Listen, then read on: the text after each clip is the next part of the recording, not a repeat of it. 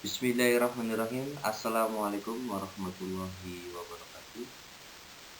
Perkenalkan, nama saya Wisnu Ajidewo. NIM saya 2018 010041. Saya dari Fakultas Hukum Universitas Islam Batu Surakarta. Di sini saya akan mempresentasikan mengenai proposal skripsi saya yang berjudul Implementasi Kebijakan Pemerintah Daerah Kabupaten Sidoarjo tentang pelestarian cagar budaya berdasarkan Undang-Undang Nomor 11 Tahun 2010. Baik, untuk selanjutnya masuk ke latar belakang masalah. Perjalanan sebuah otonomi daerah di Indonesia merupakan isu yang menarik untuk diamati dan dikaji karena semenjak para pendiri negara menyusun format negara, isu menyangkut pemerintah lokal telah diakomodasikan dalam pasal 18 Undang-Undang Dasar 1945 beserta penjelasannya. Pemerintah daerah dalam peraturannya pasal 18 Undang-Undang Dasar 1945 telah mengakui adanya sebuah keragaman dan hak asal-usul yang merupakan bagian dari sejarah panjang bangsa Indonesia. Pada prinsipnya, mengatur penyelenggaraan pemerintah daerah lebih mengutamakan pelaksanaan asas desentralisasi, di mana kota dan kabupaten bertindak sebagai motor penggerak dan sedangkan pemerintah provinsi sebagai koordinator. Tanpa adanya otonomi keuangan, daerah tidak akan pernah bisa adanya otonomi bagi pemerintah daerah. Jadi, kedua undang-undang tersebut saling melengkapi satu sama lain. Bangsa Indonesia adalah sebuah bangsa di bagian benua Asia yang letaknya di sebelah negara benua tersebut. Negara ini mempunyai ribuan pulau yang dipisahkan di antara laut satu sama lain. Oleh karena itu, tidak mengherankan apabila Indonesia mempunyai beraneka ragam budaya dan adat istiadat, dikarenakan banyaknya pulau tadi. Budaya dan adat istiadat yang beraneka ragam tadi menghasilkan produk-produk kebudayaan yang wujudnya juga berbeda-beda, baik sebagai bagian dari tata cara hidup sehari-hari ataupun bagian dari kepercayaan keagamaan yang beraneka anut. Kebudayaan adalah seluruh total dari pikiran dan hasil karya manusia yang tidak berakar kepada nalurinya, yang karena itu hanya bisa dicetuskan oleh manusia sesudah suatu proses belajar.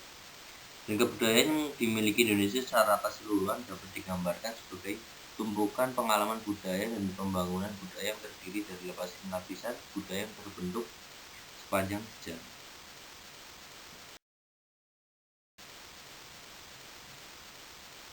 Benda cagar budaya merupakan benda warisan kebudayaan nenek moyang yang masih bertahan sampai sekarang. Benda cagar budaya merupakan kekayaan budaya bangsa yang penting, artinya bagi pemahaman dan pengembangan sejarah, ilmu pengetahuan dan kebudayaan bagi masa kini maupun masa yang akan datang. Dengan demikian perlu dilindungi dan dilestarikan demi pemupukan kesadaran jati diri bangsa dan kepentingan nasional. Sebagai kekayaan budaya bangsa, benda cagar budaya dapat dimanfaatkan untuk kepentingan agama, sosial, pariwisata, pendidikan, ilmu pengetahuan dan kebudayaan. Kabupaten Sidoarjo adalah salah satu daerah yang mempunyai banyak peninggalan masa lalu dalam bentuk cagar budaya yang dikarenakan letak geografisnya yang berdekatan dengan kota Surakarta yang mempunyai banyak peninggalan sejarah dan budaya. Adapun beberapa contoh bangunan cagar budaya yang ada di Kabupaten Sidoarjo diantaranya adalah situs Keraton Kartasura, situs pabrik gula Hubungan. Baik, untuk perumusan masalah, di sini saya mengambil dua, yaitu yang pertama, bagaimana implementasi kebijakan pemerintah daerah Kabupaten Sidoarjo terhadap pelestarian cagar budaya berdasarkan Undang-Undang Nomor 11 Tahun 2011 tentang cagar budaya. Yang kedua, apa kendala yang dihadapi dalam melaksanakan implementasi kebijakan terhadap pelestarian cagar budaya berdasarkan Undang-Undang Nomor 11 Tahun 2010 tentang cagar budaya. Dan untuk tujuan penelitian, tujuan yang ingin dicapai dalam penelitian ini adalah sebagai berikut. Yang pertama, untuk mengkaji implementasi kebijakan pemerintah Kabupaten Sidoarjo terhadap pelestarian cagar budaya berdasarkan Undang-Undang Nomor 11 Tahun 2010 tentang cagar budaya. Yang kedua, untuk mengkaji dan mengetahui Kendala yang mempengaruhi implementasi kebijakan pemerintah Kabupaten Sukoharjo terhadap pelestarian cagar budaya berdasarkan Undang-Undang Nomor 11 Tahun 2010 sesuai dengan prinsip, prosedur, dan pedoman yang telah ditetapkan. Manfaat penelitian ini meliputi manfaat praktis dan teoritis, yaitu sebagai berikut. Manfaat praktis, hasil penelitian ini diharapkan dapat memberikan informasi tentang implementasi kebijakan pemerintah Kabupaten Sukoharjo dalam pelestarian cagar budaya dan dapat mengidentifikasi faktor-faktor yang dapat diolah dan dianalisa dalam proses perumusan implementasi kebijakan pelestarian cagar budaya sebagai cagar budaya, sehingga pengetahuan semacam ini dapat menjadi masukan bagi pemerintah daerah setempat dalam mendesain kembali kinerja kebijakan. Yang kedua, manfaat teoritis.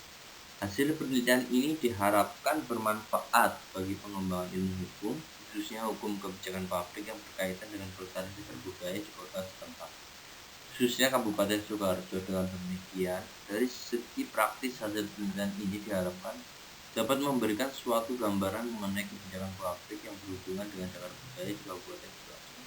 Selain itu, hasil penelitian ini diharapkan bermanfaat bagi peneliti lain serta menambah wawasan pengetahuan di bidang hukum kebijakan publik, khususnya mengenai pelestarian cagar budaya di Sukoharjo.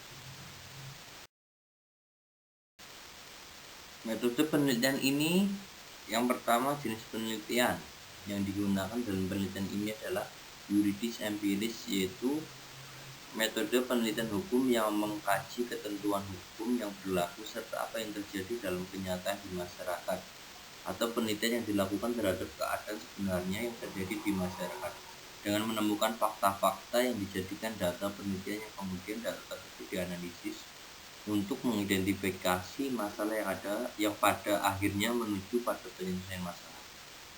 Sifat penelitian ini ialah deskriptif kualitatif, yaitu suatu penelitian yang bertujuan mendeskripsikan tentang kebijakan pemerintah Kabupaten Sukoharjo dalam pelestarian cagar budaya di wilayah Sukoharjo. Sebagai contohnya, situs Keraton Kartasura dan situs pabrik gula Bendungan. Lokasi penelitian ini mengambil lokasi di Kabupaten Sukoharjo. Jenis data yang akan saya ambil dalam penelitian ini terdiri atas dua kategori, yaitu data primer dan data sekunder. Data primer adalah sejumlah fakta-fakta yang diperoleh secara langsung dari sumbernya. Data diperoleh secara langsung dari wawancara, yaitu orang yang dijadikan kayak informan. Data sekunder adalah data yang tidak langsung diperoleh dari lapangan yang memberikan keterangan tambahan atau pendukung kelengkapan data primer. Termasuk di dalam data ini adalah dokumen-dokumen, tulisan-tulisan, buku ilmiah, dan literatur yang mendukung. Untuk sumber data yang dipergunakan dalam penelitian ini adalah sumber data primer, yang merupakan keterangan yang diperoleh secara langsung dari pejabat yang ditunjuk dalam lokasi penelitian. Yang kedua, sumber data sekunder, yang merupakan sumber data yang secara langsung memberi keterangan yang bersifat pendukung sumber data primer tersebut. Termasuk dalam sumber data ini adalah buku-buku serta dokumen lain, juga beberapa literatur lain berupa peraturan-peraturan yang ada kaitannya dengan penelitian.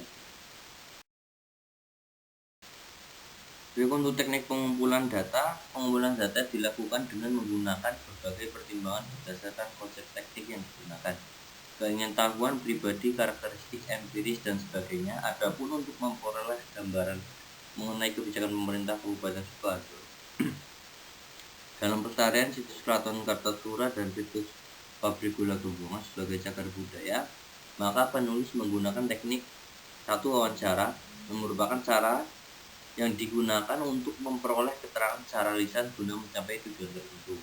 Dalam satu wawancara terdapat dua pihak yang mempunyai kedudukan yang berbeda, yaitu pengejar informasi yang biasa disebut wawancara atau interviewer, dan pemberi informasi yang disebut sebagai informan atau responden.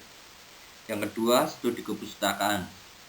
Dalam menulis skripsi ini, penulis mempelajari data sekunder yang diperoleh antara lain dari buku, literatur, undang-undang, dan dokumen lainnya. Yang ketiga adalah observasi, ialah proses pemerolehan data informasi dari tangan pertama dengan cara melakukan pengamatan dan dapat dilakukan secara langsung maupun tidak langsung. Baik, dan mengenai teknik analisis data, di sini bahan hukum yang diperoleh akan dianalisis secara deskriptif kualitatif, yaitu pembahasan secara sistematis dengan menggambarkan, menjabarkan, menginterpretasikan norma atau kaidah hukum yang ada kaitannya relevansinya dengan permasalahan yang diteliti.